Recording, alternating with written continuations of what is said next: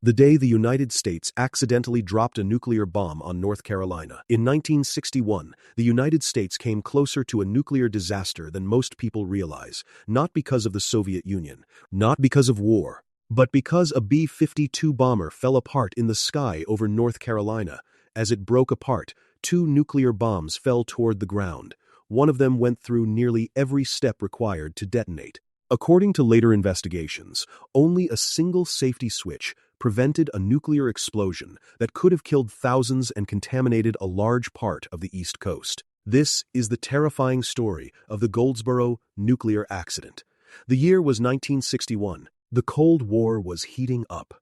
The United States and the Soviet Union were locked in a dangerous nuclear standoff. American bombers, carrying nuclear weapons, routinely flew patrol missions, ready to respond if war broke out. One of those aircraft was a B-52 Stratofortress, carrying two Mark 39 hydrogen bombs. Each bomb was far more powerful than the one dropped on Hiroshima. The crew took off from Seymour Johnson Air Force Base in North Carolina. At first, the mission seemed routine. Then, disaster struck. Shortly after midnight, another aircraft noticed a fuel leak in the bomber's wing. The leak was severe. Thousands of pounds of fuel were pouring out every hour. The crew was ordered to return to base, but before they could make it back, the situation became critical. The aircraft began losing control. The B-52 started breaking apart at more than 9,000 feet. The pilots had no choice.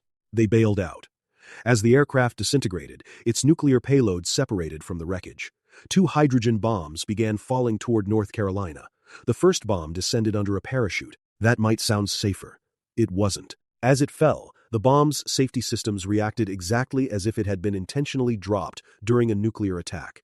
Investigators later discovered that 6 of the bomb's 7 safety mechanisms activated. The parachute deployed. The arming sequence began. Power flowed through the weapon. One by one, the safeguards failed.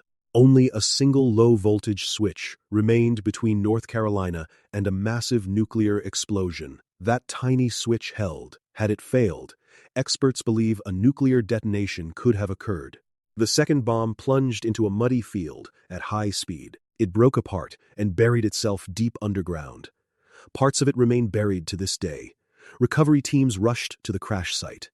They searched fields, forests, and swamps looking for bomb components. The first bomb was largely recovered. The second was more difficult. Some pieces were found. Others were buried so deep that recovering them was considered too dangerous and expensive. The government eventually purchased easements on parts of the land to prevent future excavation. Even today, warning markers remain near the site. For years, details of the accident remained classified.